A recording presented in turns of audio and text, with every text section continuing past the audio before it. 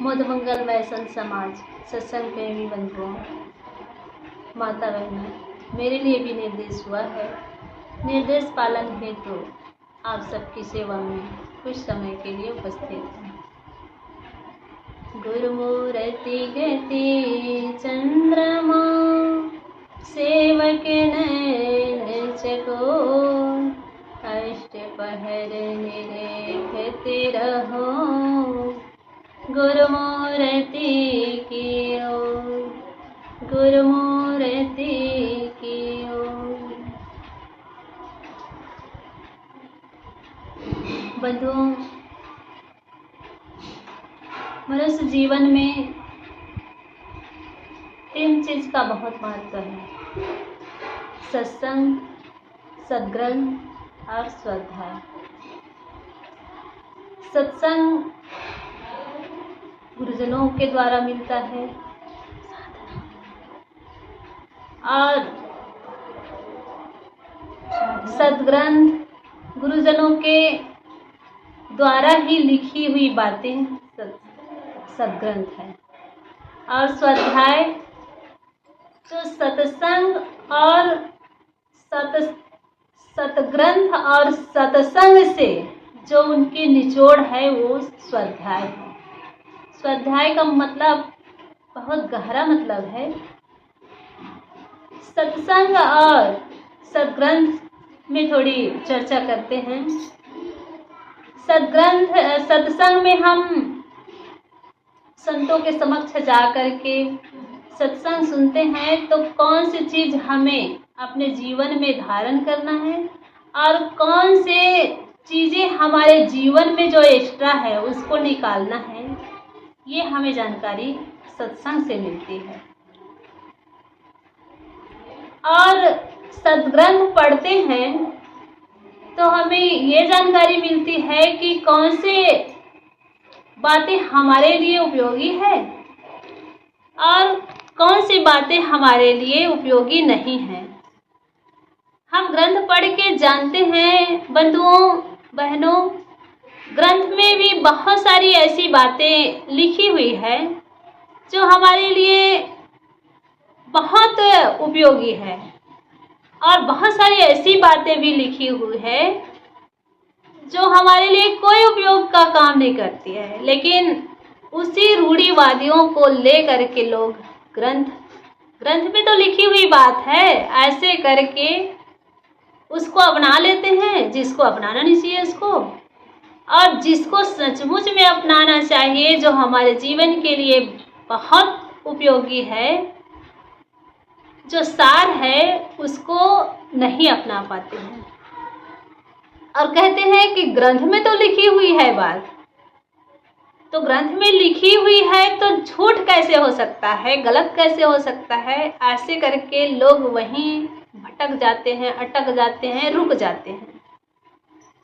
तो हमारे जीवन में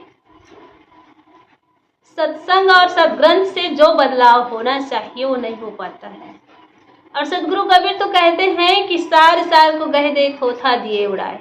सदगुरु कबीर बीजक में बहुत सुंदर बात कह रहे हैं कि हम सत्संग में भी सारी बातें, सत्संग की बातें भी सार नहीं होती है, क्योंकि हमारे गुरुजन या कथाकार 3 प्रकार की बात बताते हैं: यथार्थ, रोचकता बात बताते हैं, हंसाने के लिए, रुलाने के लिए, भयानक भी बताते हैं, डराने के लिए, घबराने के लिए। तो ये सारी बातें जो सदगुरु कबीर के अनुयायी होते हैं, सदगुरु कबीर के 12 सिद्धांत को समझना चाहते हैं, बोधवान होते हैं, वही इन सब बातों को समझ पाते हैं। अन्यथा सब लोग समझ नहीं पाते हैं, क्योंकि महान संत कह रहे हैं या महान प्रवक्ता कह रहे हैं, बड़े प्रवक्ता कह रहे हैं, इनमें लाखों की भीड़ है, तो ये कैसे गलत कह सकते हैं।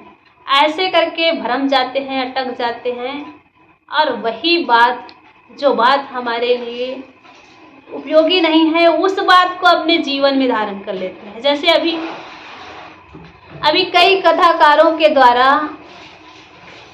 कई रूढ़िवादी महिलाओं के लिए दिखाया जा रहा है, बोला जा रहा है, बताया जा रहा है। पूजा पाठ में ऐसे भटकाया जा रहा है, ऐसे भटकाया जा रहा है कि वो पता नहीं कहाँ से कहाँ आज विज्ञान पहुंच गया, लेकिन रूढ़िवादी के कारण लोग और नीचे गिर रहे हैं, जमीनी स्तर से भी और नीचे गिर रहे हैं। और ये सब किनकी देन है? ये बड़े बड़े कथाकारों की देन है। तो कथाकार लोग तो भाई हमें हंसाने के लिए, रुलाने के लिए, खुश करने के लिए तो कह रहे हैं।